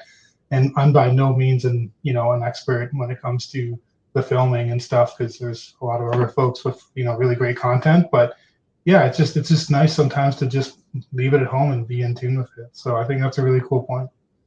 But at the same point though too, Josie too, and Darren and even Jess, it's like, do you have your trip mates or your friends or your family saying, "So glad you got that shot. I'm so glad you got that shot." No, and in fact, one thing that I've dealt with on a couple of instances is it seems that as soon as you become a YouTuber, every trip suddenly becomes about making an episode, and I finally had to sort of, I'm going to go into the woods, and I will not film a freaking thing, no matter how much I want, because going into the woods as someone who enjoys the woods versus going into the woods as a YouTuber, not necessarily the same thing. And I hadn't even picked up on that. It's just, it sort of gradually became, I go into the woods, okay, I got to bring my camera stuff. Okay, so I'm going to have to make tea and video that. I'll probably have to do bacon because everyone likes watching bacon. And it's like, suddenly why you go into the woods can disappear behind, I've got to get an episode out because I got to get an episode out. But so I've started making sure that sometimes I'll do a hike and not bring the equipment. I'll bring my phone because, you know, I need to have my phone. And just in case something really spectacular happens, snap, right? But I still bring this stuff a lot. There are trips I take specifically to get some footage and everything, but I definitely try on a semi-regular basis to not video the hike. Mm-hmm. So for Josie too, like what Jess is talking about, do you have a magical hat you put on? Like, I am now taking photos for my social media, and then you take the hat off. No, I'm just experiencing. Is it conscious or subconscious when you do that?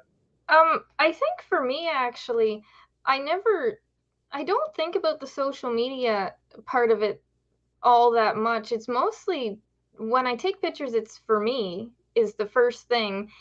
And then it's kind of, at the same time, you're like, oh, well, that might look nice if I, post that. But it's mostly for me, I think, is like, because I'd said before about documenting things. I've always done that even long before I had social media or had public social media. I was still taking tons and tons of pictures. It's just now I do more with them and I publish them like to the public. But there are a few times where there might be something that I think, oh, I should try and get a picture of that because that would be good to include in a social media post. But yeah, I try not to think about it too much. One of the things I actually started doing this summer is more filming to create some YouTube videos. So that there's going to be a ton of YouTube videos coming, hopefully this fall and winter. It was something I had wanted to get into. And I found it really difficult, though, because when you're out doing stuff, you don't want to have to stop and waste time talking to the camera or setting up some kind of shot. So I thought, well, if I'm going to start doing this, I want to do it in a way where it's not interfering with the trip or other people much. So there's probably at least 8 or 10 different videos that are going to be coming out, I think, from these different things. Some are little day trips in the canoe, some are little bike day trips, and then both of my bike like overnight trips I did this year I recorded, and some camping trips as well. But I tried to just squeeze in little videos where I could, so that it didn't take too much time away. And that probably affects the video quality, because I'm just kind of holding up I did it with my phone, so I'm kind of just quickly holding up the camera and saying something quick and going. Or in some cases, I was riding my bike and I was talking to the camera. But because it's something I want to do, but I don't want it to affect the experience. So that I was trying to balance that. And then there was a lot of things I did this summer that I didn't record video at all. There was just a few particular ones that I thought I definitely want to see if I can start actually doing YouTube videos and see what people think about those. But it was kind of nice, though, because I've only just started to get more into video the last few years, and I hardly have any video from anything over the years. And it's nice now to look back and say, oh, well, I took a video of that and it was for YouTube, but now I actually have it for myself as well that I can look back and see. So it might actually be a good thing that I'm starting to record more of these little trips and stuff, because not just for YouTube, but for my own sake of looking back and seeing it. So yeah, that's something I'm going to be doing soon this fall and winter when I'm sitting around the house more. I'm going to put those together. If you're looking what's going on now too, Josie, because you're really into social media like Instagram and TikTok and stuff like that. Wouldn't you say, and it's really interesting that you're putting all this YouTube stuff out? I think that's incredible. It's fantastic. Wouldn't you say that what you're doing now on social media isn't YouTube too old and not progressive? Because isn't YouTube like it's had its time? Or not? Like, and I don't know the answer to that. I just would like to know your response. I'm probably a bad person to ask when it comes to questions like social media and stuff, because I do social media, like I do what I want to do. I don't pay attention to like how many likes or the, what you're supposed to be doing right now. What's the trend? I literally just post whatever I want, when I want. I don't care what time it is. It's I'm not trying to use the most popular song of the day for the reel. And so I think the same goes for YouTube. I'm at this point now where I want to start trying it, and I don't know if I'm going to get a ton of likes, but I'm going to just play around with it and see what happens. So yeah, I don't know. I still really enjoy watching YouTube. I watch it a lot more probably than TV, because you can actually find on YouTube, you can find more of what you like. Like, for example, I can find people doing bike trips, or people like you doing canoe trips, or just out for a walk in the woods one day. And that's more of what I'm interested in, instead of, what's on more like Netflix or TV, whatever they're doing. So I think it's kind of cool that people are making all these little things on YouTube, and then you can watch it. Listen, Darren, you being around the block with the YouTube thing, do you think it's changing, or?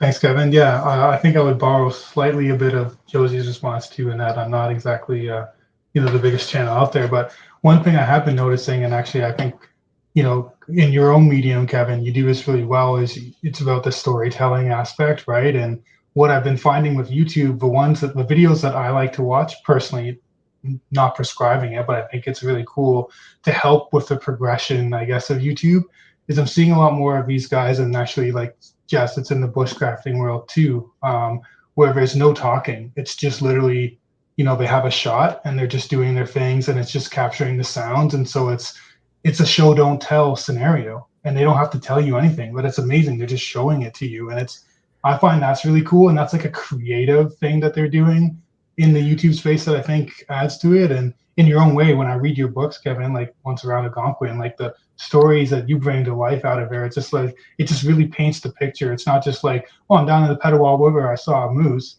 but then you go on the story about what happened here, and you're just like, it internalizes better. So to me, I think is if you're creative with your medium, it doesn't, that's probably a way to branch out. But by no means, I don't have a huge following myself. That's just my personal. It's funny that you bring up those videos where the people don't talk, because I've started doing a few of those in contexts where I feel I can get away with it, because I feel that in some of my videos I ended up just yapping too much and not showing enough stuff. So I decided to deliberately go the other way and just not talk. I did like I don't know, I've done a few of them now, and people seem to like it when I'm not talking too much. So don't take it the wrong way. Yeah. But what's really cool about that is I can create a bunch of what I call like my little Zen moments, right? Making a tea.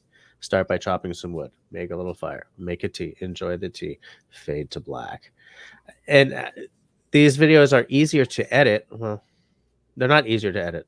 They're never easy to edit, but they're shorter to edit, because I'm not, oh, I flubbed a line there. Cut. Mm-hmm. I'm just, I choose a song, I put the song on, I build the story to the song, put the video out. And I'm liking these videos more than my usual blah, blah, blah stuff.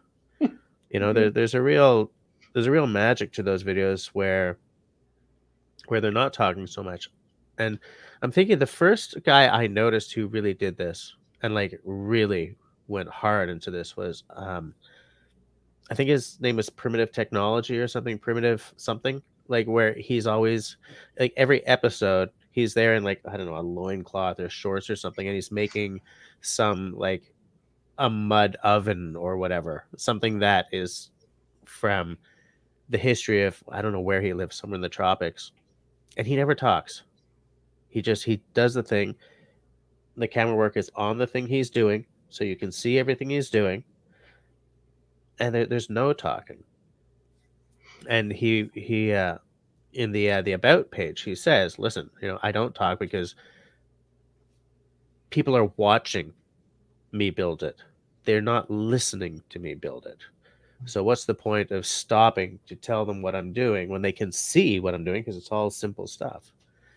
And I like the magic there. Though. Yeah, I watch that guy too, and I think it's different issues. Like to be quite honest, I think sometimes, like my sisters would say, Kevin, could you do a video with you not talking? We can't stand your voice for God's sakes. I get that because I'm high pitched and oh my Lord, I can't stand myself. But other people would say, no, I don't want that from you, Kevin. That's not your genre. That's not you. But I think going back to Josie's photos and stuff, like what I like about watching her stuff is that it's a storyline. It's not a video. Like your videos would probably be amazing too because you capture the whole imagery, whatever. But your photo is a storyline, and I think sometimes we forget that photos are storylines. It's not a loon in the mist. It's a spirit you had, right? So that's why I think you're getting a lot of attention with your photos because they are creating a storyline, and it's all back and forth. Like we could say this is what's going to happen next week in social media, and then we're like, oh, I didn't see that coming. Like, yeah, well, that's why I think I see a lot of people that I think they get too wrapped up in that, worrying about what they should be doing, what they shouldn't be doing, what is like the hottest trend on whatever social media thing right now, and then it turns into a thing where it's not fun anymore for them, and then some of them want to like quit. And I think that's why I just kind of just do what I want and how I've been doing it. And I don't, just see what people think. And that's so I just kind of stick to a lot of the same routine. And then I do try the new things that are happening and some of the new things I like. Like I actually do enjoy the Reels or TikToks because when I started doing the Reels and TikToks, it was early last year. I kind of liked how easy it was and how you could tell a bit of a story. Because a lot of mine, there isn't talking, but I'll film little bits of whatever I'm doing and put a song to it. And then you kind of see like a little thing, and it's quick, but it's maybe more of an artistic way of like adding the music and then what you're doing. And then I've tried to add more talking. I've kind of went the opposite than some people. I started out with no talking, and now I'm trying to add more talking into video and stuff. But so I don't know. I kind of don't follow a lot of what other people do or what you're supposed to do, and kind of just do my own thing. And then it's still fun for me, and I enjoy it because I'm not worried about what's trending or things like that. I don't know. Do you guys have what I call a TikTok or a reel hangover? So I'll be doing this with my thumb, watching the reel after reel after reel, and then I'll be going to work and I'm thinking, I don't feel well. I kind of feel nauseous, and not because of the motion. It's just all this energy and movement in front of you. Like, oh my God, I don't know, and I need a canoe trip. But it's just a different phase. So there's different phases. So I get screen fatigue a lot, though. I understand what you're saying. I get it's as soon as there's nothing interesting on the internet, so let's see what's on the tiny internet. Like as soon as I catch myself doing that, it's like, wait, I'm gonna go read a book. Because that's where I know that I'm getting a little saturated, and I'm someone who, when I get screen saturated, I get kind of grumpy. I don't feel great. I feel like antsy. I feel like I'm crawling the walls, and I'm kind of grumpy. So, yeah, as soon as I get that feeling of, it's time for me to step away a little bit, and it's kind of, I think it's related to what you're talking about, Kevin. It's like it's a sense of a malaise, I guess, a little bit. Well, like for me, I do watch TikTok and Reels a lot. I don't do them myself because, like, good God, I'd be really good at it because I'm so bloody hyper. But at the same time, it's just over the top for me. It's like efforts. But Darren, it's funny. Over the last few years, you always sort of apologize for you not having that many views. So I like this stuff, but I don't have. But the thing is, if you like what you're doing and don't have that many views, you're still going to like what you're doing. And I think a lot of YouTubers, like Josie was saying, is that they get burnt out because they have to produce. And it's almost like a comedian trying to getting their own show. They got to be funny all the time, right? And so maybe you're living in a better world than the others, right? Thanks. I do appreciate that perspective. And yeah, like I really echo what Josie said too, because I think there's also a level of authenticity that comes through, like when you're doing your own thing, Josie. And it's like when you post a picture and it's like one of your comments, I think, on your Instagram pictures is so true because I remember seeing it. It's usually that one that you're in San Luis Champlain. You're like, oh, I walk by this all the time and I take a picture in every season, but it's always different, right? Yeah. And I'm like, yeah, exactly. And that's your authentic self. And I think that really comes through because even though you might think it's the same picture and the same photo, or whatever, there's different elements, there's different seasons, there's different. So, and to Yeah. Kevin's point, like I do agree in that sense. It's like I'm not overwhelmed, I guess, with trying to be on the trend because truthfully, I don't know what the trends are really. I don't even have TikTok in that sense. I just like to be outdoors and document some of it and hopefully meet some people, like-minded people, which has happened. It's great. And thank you again, Jess, like, Dennis, Kevin, you guys have all kind of created a community where we can meet each other and learn more about each other's activities and stuff. So that was my whole goal. But thank you. I do appreciate the perspective because you're right. If I was trying to chase views, I know it would be a different story. For sure. Yeah, it's a lot of work. It's something Kevin said that reminded me. Do any of you guys, or did any of you guys used to watch Casey Neistat? Yeah. Okay. Like he did one every day, right? Which is like crazy. He was a daily vlogger. He's back to New York now, so I think we're probably going to see some more work because I don't think he was inspired by LA. But I don't know if he's ever going to burn out. But like whenever he's got his wife or his son or anyone around him on, it's like he must be so exhausting to be around because they all look like they're just wrecked just from being in his orbit. It's because he is a driven guy. He once in one episode he told Josie, have you ever watched his stuff? I've only watched a couple of his videos ever, actually. I don't know if it was quite my cup of tea, so I didn't really get into stuff much, but it's not everyone's cup of tea, but yeah. He is probably the biggest influence on the vlogging sphere for a long time. And it's just he once went through his daily process and he doesn't sleep. Right? He doesn't sleep. And he's one of those guys where if he doesn't sleep, you don't sleep either. And that's why his wife always looks wrecked. His son, like whenever he's with him for like an entire episode, he looks wrecked. And it's like I would hate to live next to this guy. But to him, what he does is pump out content.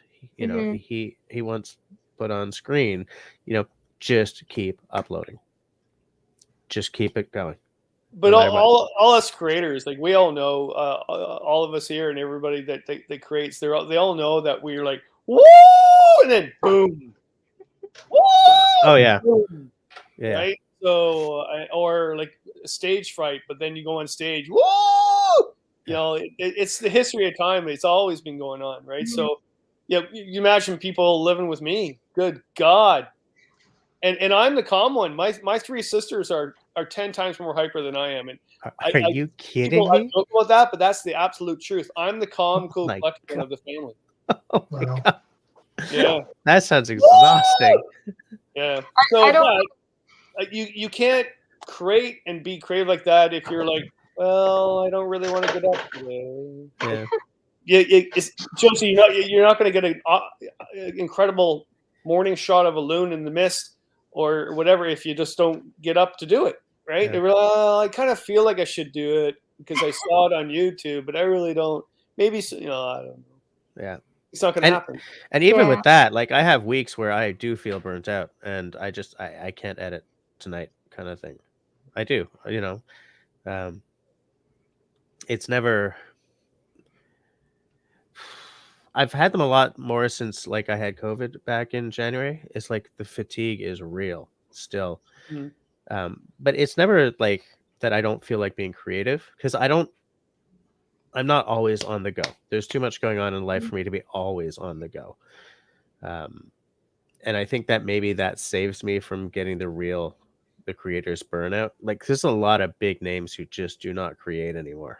And it's because they're like, I am a daily vlogger yikes, or every single Friday and Tuesday I have something out. I find that guys who, I'm saying guys in a unisex because, peeps who really have to hit twice a week kind of thing, or really have to kind of often after a few years, like they'll take a long time off and then come back, or they'll just disappear. Well, is that because they never had the passion in the first place? They just thought there was money to be had? I have wondered this before, but I don't feel that I what are you drinking there? My first drink of the night. It's been a long day. I was teaching my youth at risk today, and they are at risk. Let me just tell you. I'm calling them the COVID kids. So you're having a double? No, actually, it's more ice. It's just melted because I was telling you. Okay. But anyway, so forget. We're going back to Josie's. I got another question. Sorry, I ramble off too much. But there's some important questions. I didn't watch the beginning of the show. I just got in and watched the end. But you moved. Now you're not from Mattawa area originally, right? You're from South Central Ontario, I think. Yeah, yeah. Okay. So do you think moving north inspired your motivation more so, or you thought that and then you moved up there and went, oh my God, what have I done? So what do you mean, like to do the social media or the photography, or just the photos themselves? Was it better for you to move up there and then that increased your creativity? Like a dream landscape, like I'm out of here. I don't want to live in Southern Ontario anymore. I want to go north. Yeah, well, actually, so when I was I was in my kind of mid-teens, I guess, when I did move up here. But when I was a kid, because I was an odd kid, maybe, I liked the summers the best. You did school and you went through the winter and the fall and all that. And I just couldn't wait till summer because we would go camping and we'd go up north. So even as a kid, very young kid, I liked Northern Ontario better than where I lived in Southern Ontario. And I don't know if that had something to do with in the summer, you're not in school and you're doing cool things like hiking, having campfires. But I always liked the north, and I couldn't wait till the summer till we would go up north and traveling and camping and stuff. So I don't know if moving up north really changed anything like that, except now I'm in this area all the time and can get out more to the landscapes that I really liked, or that I maybe preferred to take pictures of. I don't know. But yeah, I'm not sure. I know that, being up here and you're so close to all these different cool places within a couple hours drive, different Ontario parks or different conservation areas or things like that. It's easier, I guess, than in Southern Ontario. Like, there's a lot of nice places where I lived in Southern Ontario. But I think I preferred the landscapes up here.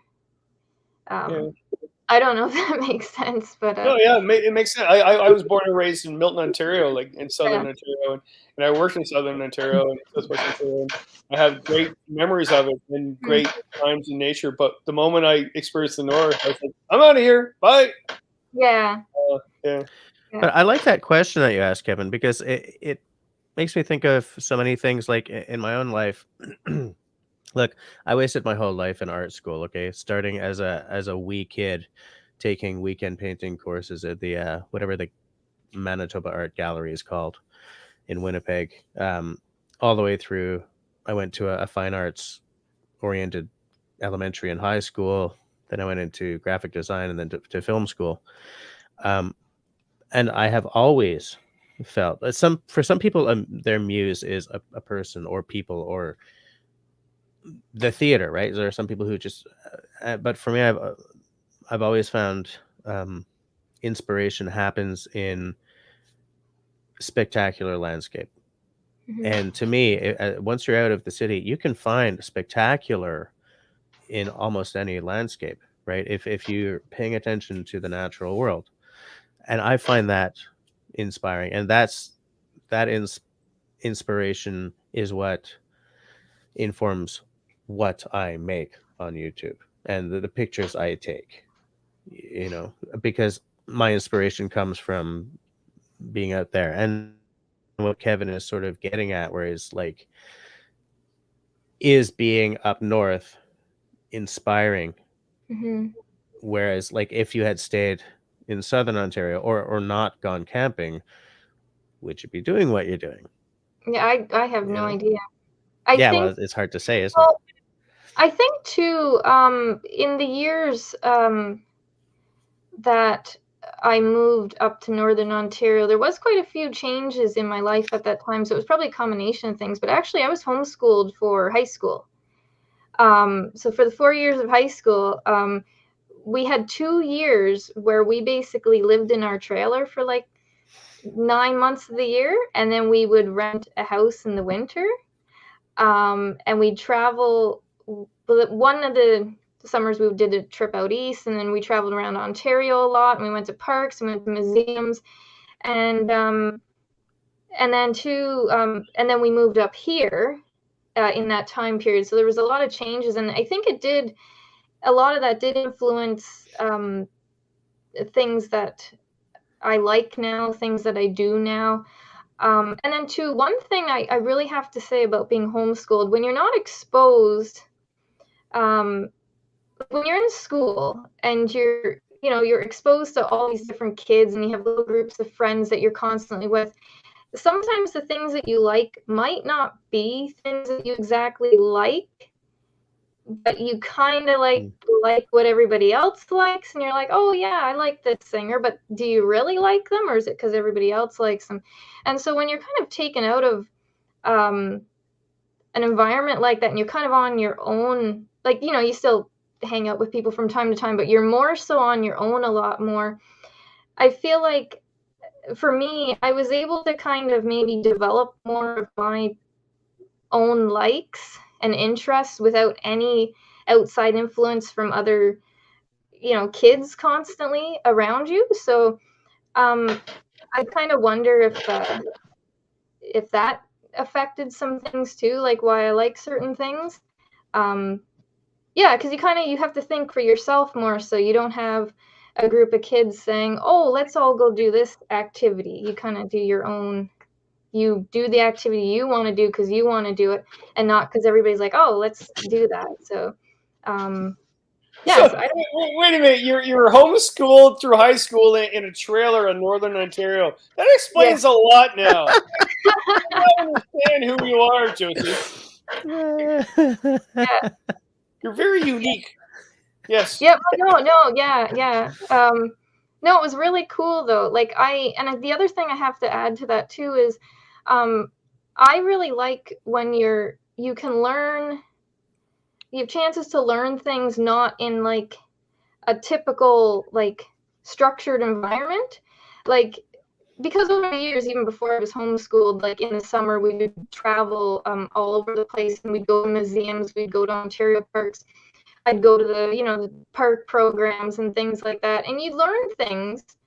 And it was like you weren't in school, but you were still learning lots of different things by being out there, by going to places, by seeing things. And I always think that's really cool when you can gain knowledge and learn things and see things in that kind of environment. Like, for example, on our trip out east, we went to different historical sites. We went to the Fortress of Louisbourg in Nova Scotia, and it was kind of like a real life, you're right there kind of history lesson. Instead of sitting in a classroom, reading a book or something, you're actually right there in the reconstructed fortress, and you're seeing all the stuff. And so some of that stuff that I got to do during that time period was really neat. Yeah, I don't know. No, that's really cool. Hey, well, cheers on that. I really love what you're doing and what you've done. And once again, Darren completely controlled the conversation. He does this all the time. I know. I just kept wanting to tell him to shut up for a minute. I'm just in awe of everybody on here, so I just want to listen. Yeah. But I wonder, Kevin, because like what Josie just said, right? You probably see that a lot when you take those kids that you just talked about out, right? Like just how they learn and taking them out of like a structured environment and into nature, and just giving them I don't know what it is. Like it's just like the hands-on experience of those five senses instead of just trying to. Well, here's a video about like that history lesson, and you take them there, and you're right. It's just like there's something a lot different about that experience. Yeah, it is magical. I keep saying that, but I mean, like everybody's life too, in their work, there's times where it's very stressful. I mean, the one group I have, they're actually not at risk. They're normal high school guys, and because the program has become really popular, they have me going everywhere. And I almost quit the other day. There was a paper airplane flown across the classroom, and what the hell is going on? And I'm showing Leaf ID, and I go, like, this doesn't happen in class, guys. Grow up. And then the guys I have today, they're older students that haven't got their high school yet, and they've got a lot of issues. You don't even know where they slept the day before, right? But man, I did tarp.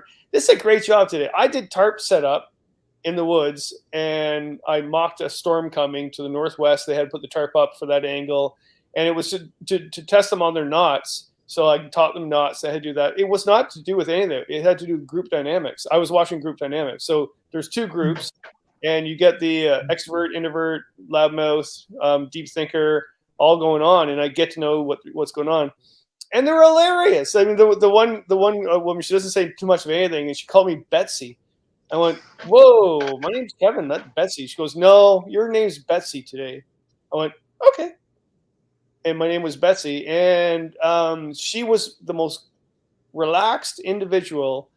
And I go, what's going on with you today? She goes, I really like being out here, Kevin. And it was downpouring rain too, right? Awesome. You've been on those camping trips where it's downpouring rain and everybody's like smiling because like the life is good, right? So... No, I'm going off on tangent again. Once again, Darren, you took control of the whole conversation. Again. Josie's show, she's the one being interviewed. She said nothing the whole night. Nothing. There's Darren just chatting and chatting and chatting. Yeah. What were you saying about the group dynamics? I'm one of those not introverted people, I guess. Actually, I'd go tripping with you, Darren. Because you're the deep thinker. You're when someone's putting a tarp up and telling everybody what to do, you're like, yeah, that's wrong, but I'll wait till the tarp falls down, then I'll tell you. Happy to take you up on that, and I can sure use your help learning some knots, Kevin, for sure. Oh man, I'll end this with that. Then I'll ask you guys all. I only taught them 3 knots today, not 8 or 12. I only do 3 knots because they can't soak in too many knots. What are the 2 best knots you've used in the woods that you continually use? Or even the best knot, just the one knot. The one knot you always use. Trucker's hitch, I guess. Yeah, trucker's hitch. That was mine today, yeah. I also use the Canadian jam a lot. The Canadian jam? Yeah, the Canadian jam knot. Yep. I'll show you at some point when we're not, live, but yeah, do you know that one? There's a different name for it. I have a US knot thing on my phone. It calls it something completely different. Joe Robinette uses the Canadian jam a lot. I'd probably know the knot, but I don't notice the Canadian jam. Is that like the Gemini award thing, or? Yes, that's it. This is the Gemini award of knots, Kevin. Okay.